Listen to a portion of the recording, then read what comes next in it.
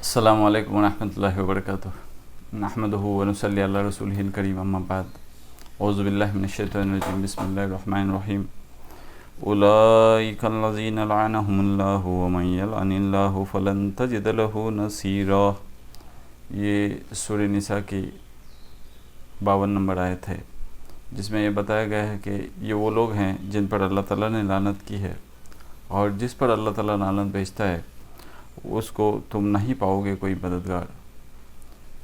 تو یہاں پہ لعنت کا معنی کیا ہوتا ہے یہ میں آپ کو بتانا چاہتا ہوں۔ لعنت یعنی کسی کو ناراضگی کی بنا پر اپنے سے دور کر لینا، دھتکار لینا، یعنی کرس ہوتا ہے، یعنی کسی کو بد دعا دینا، یہ بھی ہو جاتا ہے۔ اللہ کی لعنت یعنی اس کے رحمت سے اور اس کی توفیق سے دنیا میں محرومیت اور آخرت میں عذاب، اس کو لعنت کہتے ہیں۔ اب یہ لعنت کے سلسلے میں جب میں نے پڑھا تب مجھے یہ پتہ چلا کہ تقریباً 20 یا 21 جگہ پر لعنت کے بارے میں اللہ تعالیٰ نے قرآن میں لکھا ہوا ہے۔ اگر آپ اس چینل پہ نئے ہو اور آپ چاہتے ہو کہ کچھ موٹیویشنل باتیں اور کچھ قرآن کی باتیں اور کچھ اسلام کی باتیں آپ تک پہنچے، تو آپ اس چینل کو سبسکرائب کرو اور بیل آئیکن پریس کرو تاکہ میرے ہر ویڈیو کا نوٹیفیکیشن تم کو مل جائے۔ تو یہاں پہ میں لعنت کو اس لیے چوز کیا ہوں کہ ہم بہت بار بولتے ہیں نا تجھ پر لعنت ہو، یعنی لعنت یعنی کیا ہو؟ ایکچولی ہم بد دعا دیتے ہیں کسی کو کہ تجھ کو ہر گڈنس سے you should be deprived of all goodness, یعنی تمام خیر سے تیری محرومیت ہو، ایسا ہم کسی کو بد دعا دیتے ہیں۔ تو ایک بات دھیان میں رہنی چاہیے کہ جب ہم کسی کو دعا دیتے ہیں یا کسی کو بد دعا دیتے ہیں، وہ ہمارے ورڈز رہتے ہیں، اور جب ہمارے ورڈز اور جب ہمارے تھاٹس ہم سے نکلتے ہیں وہ کہیں آگے جا کے واپس ہم تک ہی پہنچتے ہیں۔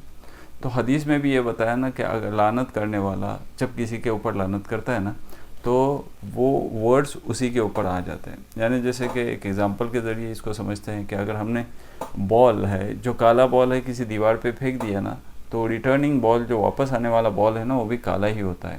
اگر ہم نے کوئی وائٹ بال پھینک دیا نا دیوار پہ تو واپس آنے والا بال ہماری طرف وائٹ ہی ہو جائے گا۔ تو دیکھیے، لعنت کرنے والے تو لعنت کرتے ہیں، یعنی کرس کرنے والے کرس کرتے ہیں۔ ابھی دیکھو کرس کس کے اوپر لگتا ہے، میں اس کو ایک آپ کو ٹرائنگل کے ذریعے سمجھاتا ہوں۔ یہ ایک ٹرائنگل ہے جس میں گاڈ یہ سب سے اوپر ہے، اور ایک ہوتا ہے ڈوور اور ایک ہوتا ہے ریسیور، یعنی لعنت کرنے والا اور جس پر لعنت کی جائے، یہ 3 اینگل ہے جس کے اوپر سپریم پاور ہے گاڈ۔ اب جب آدمی لعنت کرتا ہے، کسی کو بد دعا دیتا ہے، تو کیا ہر بد دعا اس کو لگتی ہے؟ جب آدمی کسی کو دعا دیتا ہے تو کیا ہر دعا اس کو لگتی ہے؟ ایکچولی اس میں سب سے بڑا رول جو ہوتا ہے وہ اللہ کا ہوتا ہے، اللہ کے پرمیشن کے سوا کچھ نہیں ہوتا ہے۔ ایک بات تو دھیان میں آ گئی۔ دوسری بات یہ بھی ہوتی ہے اللہ کب کس کی دعا قبول کرتا ہے اور کب کس کی قرض قبول کرتا ہے، یہ بھی امپورٹنٹ ہے۔ جس انٹینشن سے تم دے رہے ہو اور جس اٹینشن سے دے رہے ہو، جس اٹینشن سے وہ ریسیو کرنے والا اگر ریسیو کر رہا ہے تو ہی وہ دعا لگتی ہے، تو ہی وہ بد دعا لگتی ہے۔ فار ایگزامپل اگر میں دے دوں آپ کو کہ اگر میں آپ کے بارے میں کچھ نگیٹو سوچ رہا ہوں، مگر میرا صرف نگیٹو سوچنا آپ کے بارے میں، کیا وہ آپ کی قسمت کو بدل سکتا ہے؟ نہیں بدل سکتا۔ میں نے اگر آپ کو کچھ بد دعا بھی دے دی تو کیا وہ آپ کی قسمت کو بدل سکتا ہے؟ نہیں بدل سکتا۔ میں نے اگر آپ کو کچھ دعا بھی دے دی، کیا وہ آپ کی قسمت کو بدل سکتا ہے؟ ویسے نہیں بدل سکتے۔ یعنی اگر ایسا ہوتا نا کہ ہر کام اگر بد دعا سے چلتا، ہر کام اگر دعا سے چلتا نا، تو دیکھو کہ یہ اسامہ بن لادن جو مر گیا نا، اس کو مارنے کے لیے اتنا خرچہ کیا نا، تمام لوگ مل کے اگر اس کو قرض کر لیتے نا، بد دعا کر لیتے نا، تو وہ مر جاتا تھا کبھی۔ صدام حسین کو مارنے کے لیے بھی اتنی بڑی ملٹری کی غرض کیا تھی، کسی کو اگر بد دعا دیتے تو وہ بھی مر جاتا تھا۔ اسی طریقے سے دعا کا سلسلہ بھی دیکھو، اگر ہم نے سب مل کر اگر دعائیں کی کہ اسی کو مار، تو کیا وہ مر جاتا ہے آدمی؟ ویسا نہیں ہوتا۔ اگر سب مل کر ہم اگر دعا بھی دیتے کہ یہ جو بیت المقدس ہے جو یہود کے تابع میں ہے، اگر ہم اتنے لوگوں نے آج تک دعا کی رہے گی، کیا وہ ابھی تک اس سے چھٹکارا ملا؟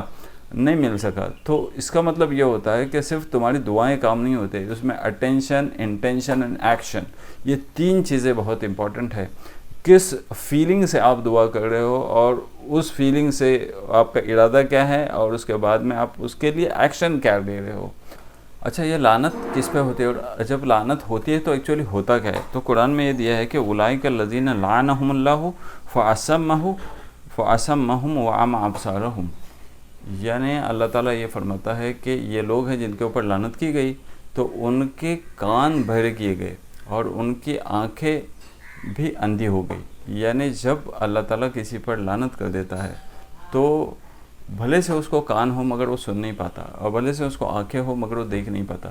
جیسے کہ پہلی لعنت جو اللہ تعالیٰ نے کی نا وہ شیطان پہ کی، جب اللہ تعالیٰ نے حکم دیا شیطان کو کہ اس کو آدم علیہ السلام کو سجدہ کر لے اور اس نے سجدہ نہیں کیا، تو اللہ تعالیٰ نے اس کو کہا کہ جا ابھی تو یہاں سے فخرج منہا فإنک رجیم، تو یہاں مردود ہو گیا، ابھی you are expelled one now you go out. اور پھر وَإِنَّ عَلَيْكَ اللَّعْنَةَ إِلَى يَوْمِ الدِّينِ، یعنی تیرے اوپر لعنت ہے یوم حساب کے دن تک۔ تو اس نے کہا مجھے تھوڑی سی مہلت دے تاکہ میں تیرے بندوں کو ورگلاؤں، ستاؤں اور مس گائیڈ کروں۔ تو اللہ نے اس کو مہلت دی ہے قیامت کے دن تک۔ ابھی وہ اپنے اندر کچھ وسوسے ڈال لیتا ہے اور پھر ہم اس کی پیروی کرنے لگتے ہیں۔ تو لعنت اس پر ہے کہ جو شیطان کی پیروی کرتا ہے، لعنت اس پہ ہے جو اللہ تعالیٰ کو اور حضور صلی اللہ علیہ وسلم کو ایذا پہنچاتا ہے اور ہر جبار عنید کی وہ پیروی کرتا ہے، یعنی ایوڑی سرکش جو رہتے ہیں، جو اللہ تعالیٰ کی نافرمانی میں لگے ہوئے لوگ رہتے ہیں، ان کی فرمانبرداری کرتا ہے۔ لعنت ان لوگوں پر بھی ہوتی ہے جو اللہ تعالیٰ نے ایک کتاب بھیجی ہے، اس کے بعد دوسری کتاب اس کی تصدیق کرنے والی آ گئی، پھر انہوں نے اس کو پہچان بھی لیا اور جھوٹ بھی سمجھا اور جھوٹا بھی کہا اس کو، تو ان پر بھی لعنت ہے۔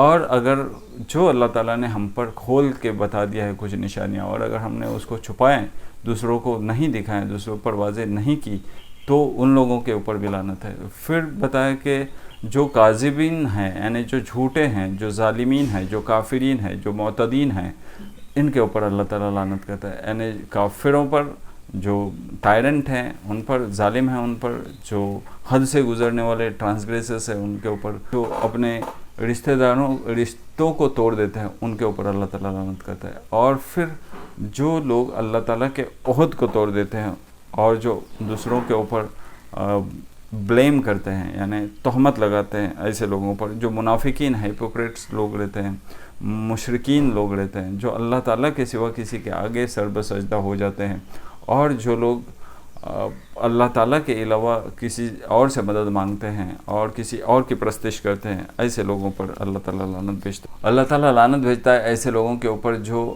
ایک کلام آ گیا ہے، اس کلام کو اس میں تحریف کر دیتے ہیں، فیبریکیٹ کرتے ہیں کچھ، اور اپنی طرف سے کچھ اس میں لکھ دیتے ہیں اور پھر وہ لوگوں تک پہنچاتے ہیں، اور پھر جو اس میں نصیحت ہے اس کو بھول جاتے ہیں، تو اللہ تعالیٰ ایسے لوگوں پر بھی لعنت کر دیتا ہے۔ تو وہ لوگ جو کہتے ہیں کہ اللہ تعالیٰ کے ہاتھ بندھے ہوئے ہیں، مگر حالانکہ انہی کے ہاتھ بندھے ہوئے ہیں، اللہ تعالیٰ کے ہاتھ تو کھلے ہوئے ہیں، تو ایسے لوگوں پر اللہ تعالیٰ لعنت کرتا ہے۔ اور جو لوگ جھٹلاتے ہیں ہر بات کو جو اللہ تعالیٰ نے ہم کو بتائی ہے، ایسے لوگوں پر دھتکار ہے، اللہ تعالیٰ کی رحمت سے وہ لوگ محروم ہو جاتے ہیں۔ یہ تھی لعنت کے بارے میں کچھ باتیں۔ اور دیکھو ایک بات میں بتاتا ہوں کہ جو ڈیسٹینی ہے نا، ڈیسٹینی تو آپ کی جو ڈیسٹینی قسمت ہے نا، وہ آپ کے ہاتھوں میں ہوتی ہے۔ جو آپ کے ورڈز ہوتے ہیں اور جو آپ کے تھاٹس ہوتے ہیں، اس کے اوپر ڈیسٹینی رہتی ہے۔ بھلے سے ہم کسی کے لیے قرض بھی کریں تو وہ قرض ہمارے اوپر اس لیے آتی ہے کہ ہماری ڈیسٹینی ہمارے ورڈز اور ہمارے تھاٹ کی وجہ سے بنتی ہے۔ تو جو کچھ ہم بولتے ہیں، جو کچھ ہم کرتے ہیں، وہ سب کچھ ہمارے تک ہی واپس آ جاتا ہے، اس کا ہمیں دھیان رہے۔ وآخر دعوانا الحمدللہ رب العالمین۔